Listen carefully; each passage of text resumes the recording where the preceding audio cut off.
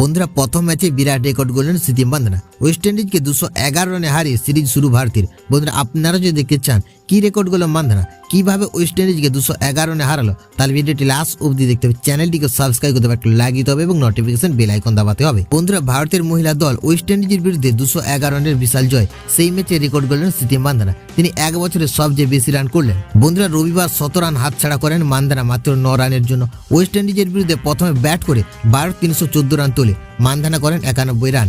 এই বছর এখনো পর্যন্ত 1602 রান করেছেন তিনি, সব ধরনের ক্রিকেট মিলিয়ে, যা এক বছরে মেয়েদের ক্রিকেটের কোনো ব্যাটারের সবচেয়ে বেশি রান।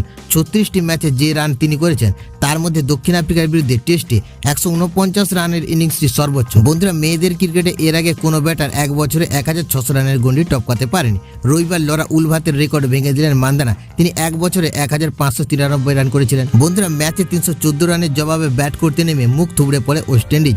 26 রানের মধ্যে 5 উইকেট চলে যায়। রেণুকা সিং এর দাপটে জয়ের আশা শুরুতে শেষ হয়ে যায় ক্যারিবিয়ান ক্রিকেটারদের। শেষ পর্যন্ত 103 রানে শেষ হয় ওয়েস্ট ইন্ডিজের ইনিংস। বন্ধুরা রেণুকা একাই নেন 5 উইকেট, তিনি ম্যাচের সেরা।